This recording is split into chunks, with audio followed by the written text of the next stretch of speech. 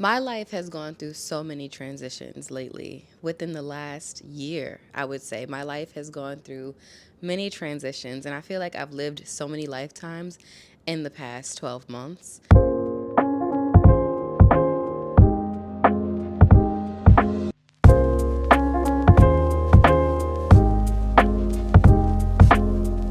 And in the past 30 days alone, I've noticed such a transformation in my life and a lot of growth from the most painful parts.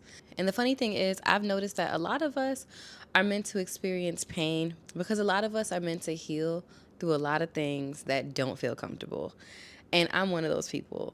I'm one of those people that cannot stand learning a new lesson in life because I know with a new lesson is going to come a lot of pain. But I always end up feeling so much better.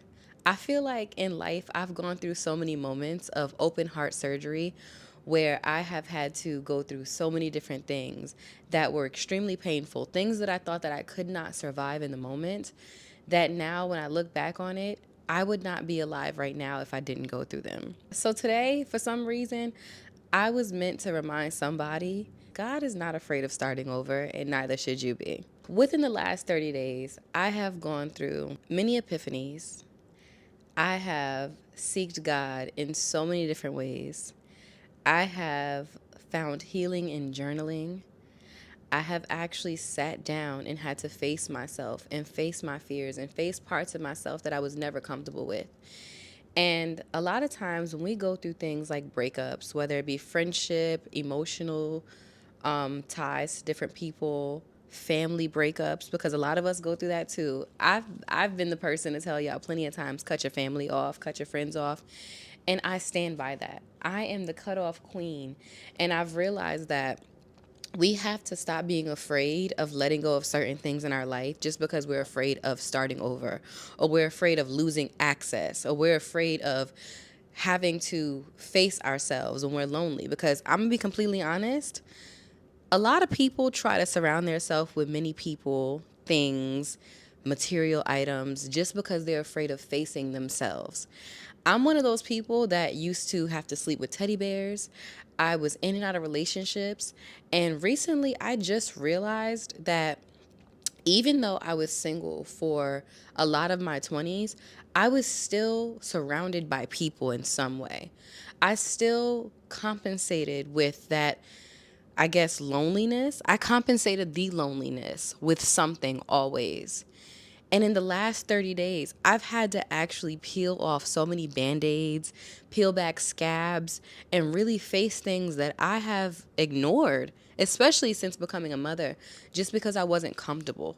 I wasn't comfortable having to really sit with myself and having to actually see the toxic parts of myself and having to also see toxic parts of people and getting comfortable with removing access. Something that I really noticed lately that has forced me into a different level of healing.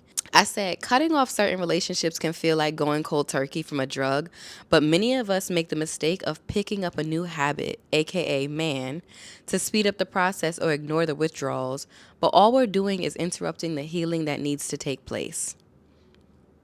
So let me start this over. This message is for somebody that is going through a healing process right now that might not be comfortable, a healing process that is forcing you to see yourself differently and see the world around you differently, but it's necessary. So hear me out.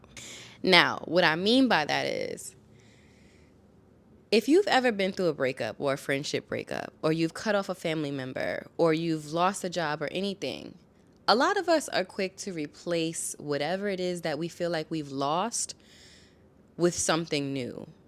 Just because that feeling that we got from whatever it is that we've cut off or whatever it is that we're breaking up from, we're trying to still feel that feeling just in another way with something else. So you ever had those friends, or you ever been that person that will go through a breakup and immediately gets back in the club, or you get back on a dating app, or you're on Tinder, you're on all these different spaces where you're trying to find someone to compensate for whatever it is that you lost? Or you ever been that person that went through a friendship breakup and then you just start being mad friendly to your neighbors and stuff like that because you're like, I need to replace that feeling of this friend in my life with someone new. I need to get out and meet new people. I'm here to tell you that that shit is a myth. Please do not do that. When I tell you, the more you replace things that you lose in life with another thing to compensate for that thing, you are going to continue having to lose things and having to replace and then lose and replace. And the cycle is going to continue until you get to a place where you realize cutting things off and removing access to things is not the time for you to replace it. That is the time for you to sit with yourself and learn something about you. That is the time to practice isolation. When you isolate yourself from something, you have to sit with that and actually practice isolation, because you don't realize the lessons about yourself that you're ignoring and you're not learning by constantly replacing one drug with a new one. So, say for instance, say you have an addiction and you go to rehab. And when you walk into rehab, they ask you, what is the drug you're taking? And then you tell them what drug you're taking. So they say, I'm still going to allow you to feel the feeling that you felt with this drug. I'm just going to replace it with a different one. You're not actually healing. You're just changing the name of the substance. When you do that, you're never allowing yourself to actually be fully sober from something. You're never allowing yourself to actually purge something. You're never going to actually heal until you're able to sit with yourself without something. You're never going to heal until you're able to actually be sober and be totally isolated and be able to sit with yourself by yourself without having something constantly give you the feels. That's why I've realized I can't be around friends when you're going through a breakup or when you're going through friendship breakups or whatever. I can't be around people that are like, yeah, girl, forget that. We gonna go find you a new one. Oh yeah, girl, forget that. We gotta go to the club. We gotta go drink. We gotta go. Stop replacing one feeling with another. You can't replace one drug with another. You cannot replace one poison with another. You have to actually sit with yourself. And I realized that because I have never experienced the level of healing I have been experiencing lately because I have never actually allowed myself to actually be fully sober. Even in being celibate, even in being single for years, I was never fully sober. I still overcompensated with going to the gym consistently. And I know that a lot of people think that that is a healthy way to cope, and it is. It is a healthy way to cope, to go get yourself out, go walk and stuff like that. But to be completely honest, until you're pushed into a place where you can't even compensate the pain that you're feeling with the gym, because I'm pregnant as hell, so I can't go to the gym every day like I used to.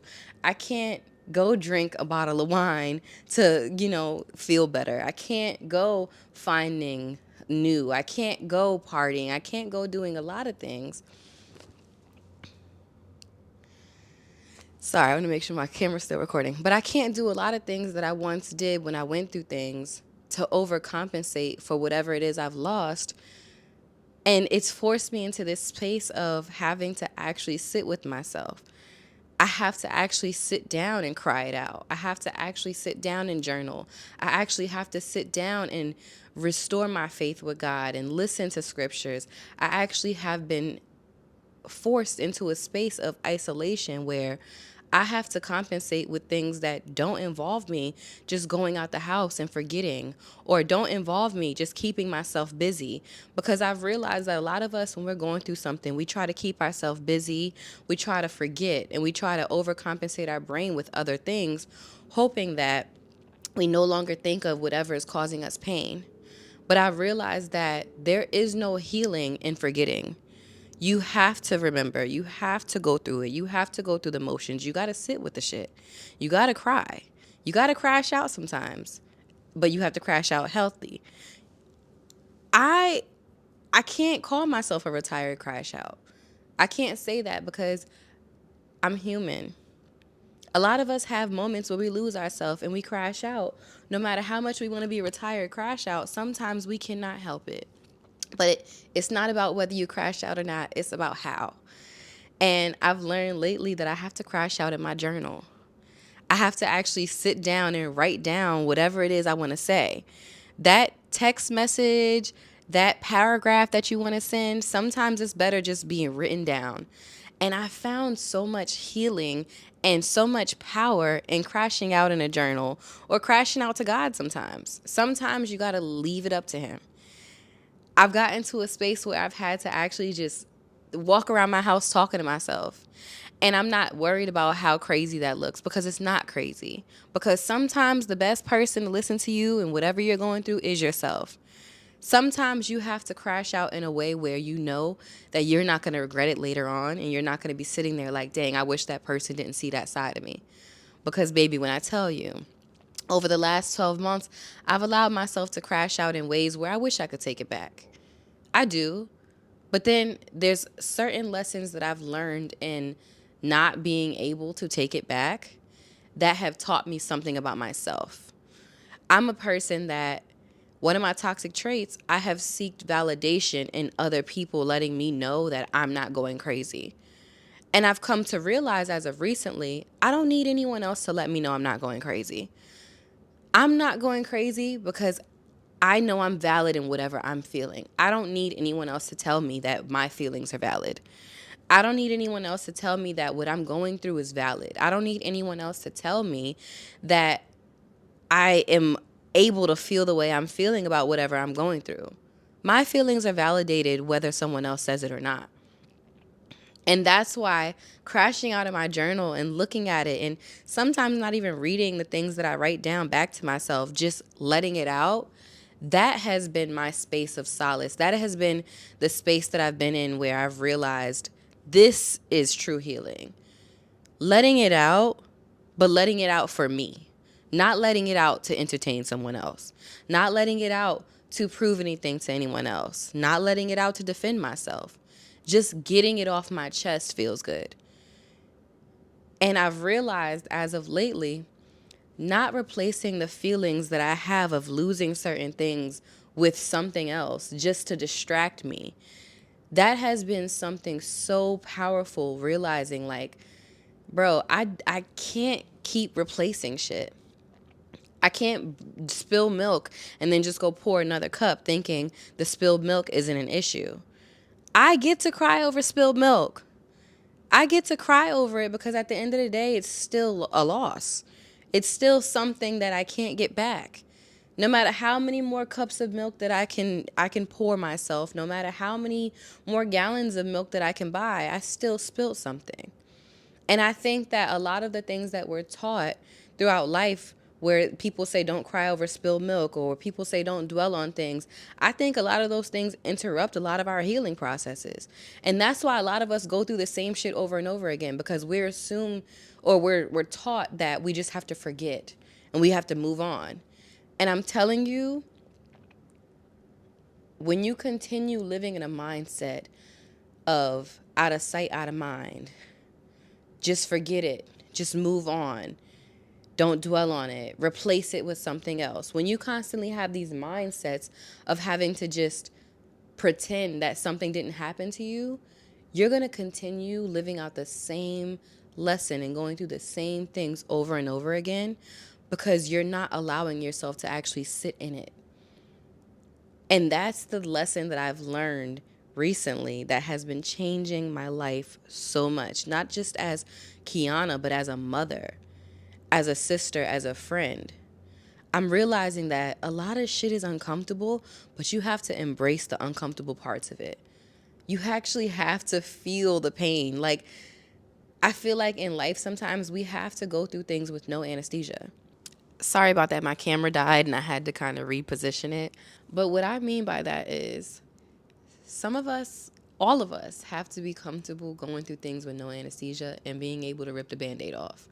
Because I'm telling you right now, it's a lot of things in life that you have yet to heal from, that you probably think you are healed from, whether it be old relationships, old friendships, old situations as a whole. You assume you've healed from just because it's no longer within your vicinity. But there comes that one lesson that you cannot run from, you cannot hide from, and you cannot forget, that is going to be the thing that is going to force you to sit in it. And like I said, with no anesthesia, you're going to have to sit in it. You're going to have to embrace every ugly part of it. You're going to have to ugly cry. You're going to be up at night. You're going to have insomnia. You're going to go through it. So the funny thing about learning and healing is it's not about how, sometimes it's about when.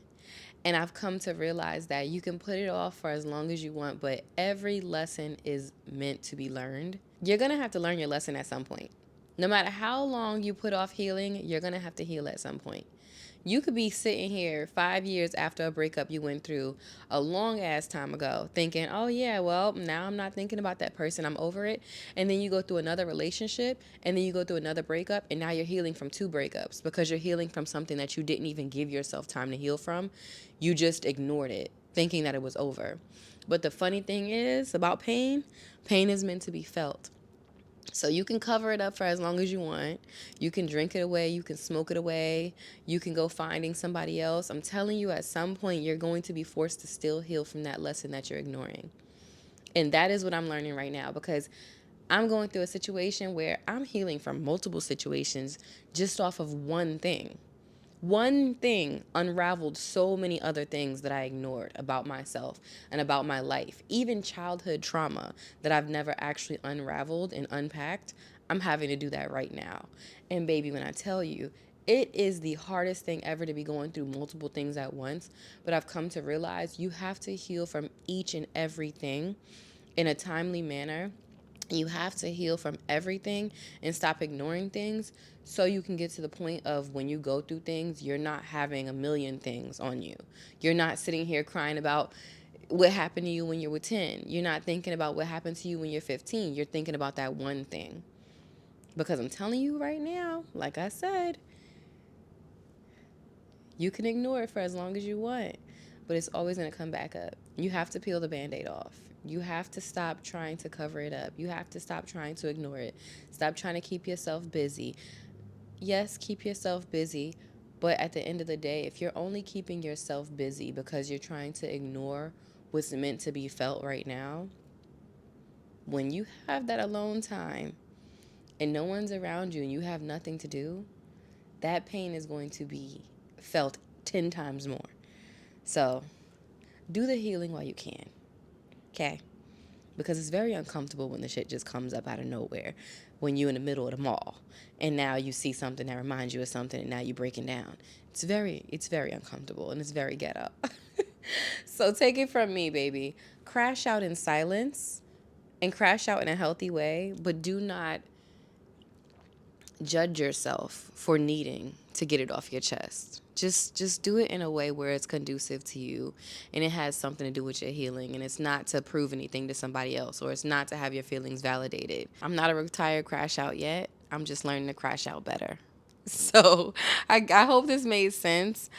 I feel like this video was all over the place, but it resonated with somebody because it helped me. This was very therapeutic for me.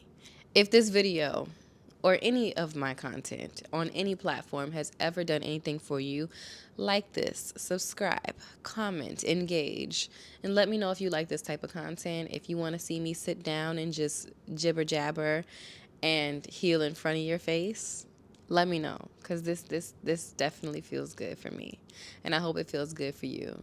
I hope you have an amazing day. I hope you have an amazing 2025.